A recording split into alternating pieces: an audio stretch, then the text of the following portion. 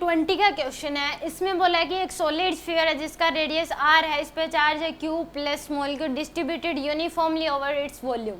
A very small point like a piece of its mass m get detached from the bottom of the sphere and fall vertically under gravity. This piece carries charge q. It acquires a speed v when it is has fallen through a vertical height y. Then the remaining portion to be spherical. Remaining portion spherical ही रखना है। तो यहाँ पे ये piece, इसका मास क्या है m है, इस पीस का मास क्या है m दे रखा है।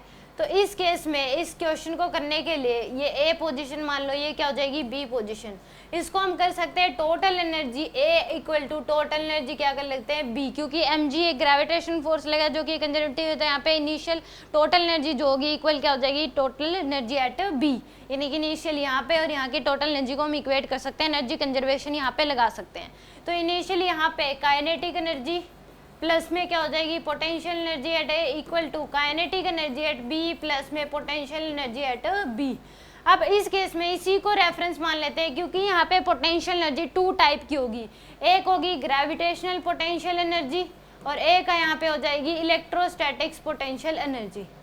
तो यानी कि दो टाइप की पोटेंशियल एनर्जी होंगी, ग्रेविटेशनल और इलेक्ट्रोस्टैटिक्स। तो काइनेटिक एनर्जी ए पॉइंट पे तो क्या है 0 प्लस पोटेंशियल एनर्जी, इसी को रेफरेंस मानना है। तो ग्रेविटेशन पोटेंशियल एनर्जी तो क्या हो जाएगी 0 हो जाएगी, प्लस जो काइनेटिक इलेक्ट्रोस्टैटिक्स पोटेंशियल एनर्जी होगी वो क्या हो जाएगी q इंटू में पोटेंशियल एट ए, यानी कि चार्ज इंटू में potential at A equal to, ये भी बताऊंगी कहाँ क्या होता है। काइनेटिक एनर्जी क्या हो जाएगी इस पॉइंट पे बी पॉइंट पे half M we square plus potential energy gravitation क्या हो जाएगी रेफरेंस से नीचे है तो माइनस का एम जी इंटू में एच की वैल्यू कितनी है वाई, प्लस में पोटेंशियल एनर्जी क्या हो जाएगी Q इंटू में पोटेंशियल एट B। अब इस क्वेश्चन को करने के लिए ये पता होना चाहिए कि अगर एक सॉलिड स्फीयर है, अगर एक क्या है सॉलिड स्फीयर अगर दे रखा है, तो इस केस में मैं यहाँ पे अगर लिख देती हूँ, अगर एक सॉलिड स्फीयर है तो उसके सेंटर पे मान लो एक सॉलिड स्फीयर है, सेंटर पे जो पोटेंशियल होता है वो होता है 3/2k/Q में R। इस पे चार्ज मान लो इसका क्या है Q है, रेडियस R है, तो सेंटर पे पोटेंशियल होता है 3/2k/Q/R।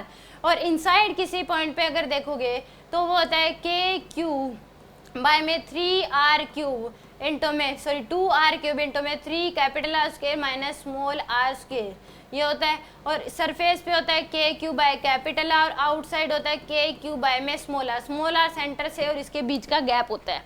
तो यहाँ पे जीरो काइनेटिक पोटेंशियल ए यहाँ के सरफेस पे कितना हो जाएगा Q इंटू में k/Q/R, इस स्फीयर की वजह से यहाँ पर potential k/Q/R equal to half M we square और माइनस का एम जी वाई प्लस में Q इंटू में पोटेंशियल एट B क्या हो जाएगा k/Q में, ये सेंटर और इसके बीच का गैप कितना है R प्लस में Y, ये आ जाएगा आपके पास। यानी कि अब यहाँ से k/Q/R माइनस का k/Q में R plus Y equal to आ जाएगा half M we square minus M ji Y, ये आ गया आपके पास। तो यहाँ से हम Q कॉमन ले लिया तो यह आ जाएगा 1/R माइनस 1 में R plus y equal to half M we square minus का एम जी वाई।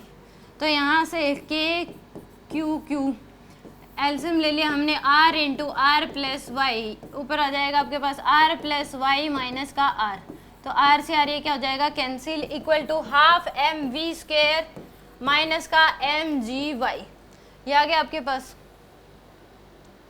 अब यहाँ से फर्दर मैं इधर सोल्व कर रही हूँ इसको, तो इस केस में ये क्या है आपके पास इक्वल टू, यानी कि Q इक्वल टू है Q डिवाइड बाय में इंटू में Y बाय में क्या आ रहा है आपके पास, इसको ऐसे लिख देते हैं हम, इंटू में Y डिवाइड बाय में R into R plus y, और ये इधर आके क्या हो जाएगा प्लस का m ji y equal to half M we square. तो 2 इधर ले आओ तो 2k/Q डिवाइड बाय में R इंटू में R प्लस वाई प्लस में क्या हो जाएगा 2mgy इक्वल टू क्या हो जाएगा एम वी स्क्वायर। m को भी डिवाइड में ले आओ तो यह आ जाएगा 2k/Q डिवाइड बाय में R इंटू में R प्लस वाई ए प्लस में 2GY इक्वल टू क्या आ जाएगा V², क्योंकि इसमें M से M कैंसिल, इसके क्या आ जाएगा डिवाइड में M आ जाएगा।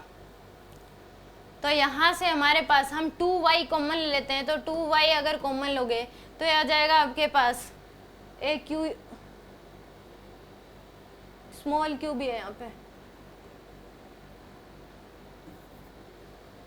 तो यहाँ से हमने 2y कॉमन ले लिया, तो ये आ जाएगा क्यू क्यू के को हम लिख सकते हैं 1/4 pi epsilon not, divide by में क्या आ जाएगा 4 पाई एप्सिलॉन नॉट इंटू में m इंटू में r into r plus y, और प्लस में क्या आ जाएगा आपके पास g इक्वल टू क्या आ जाएगा V²। तो इसमें देख लेते हैं कौन सा ऑप्शन मैच होता है, 2y इंटू में Q divide by 4 pi epsilon not r plus y into m। तो यानी कि डी ऑप्शन क्या है इस केस में करेक्ट है, डी ऑप्शन क्या है यहाँ पे करेक्ट है। सिंपल यहाँ पे टोटल एनर्जी यहाँ की इक्वेट करनी थी। यहाँ से अब ये ध्यान रखना था कि पोटेंशियल एनर्जी में अकेली इलेक्ट्रोस्टैटिक्स पोटेंशियल एनर्जी नहीं ले ली, ग्रेविटेशन पोटेंशियल एनर्जी भी लेनी है।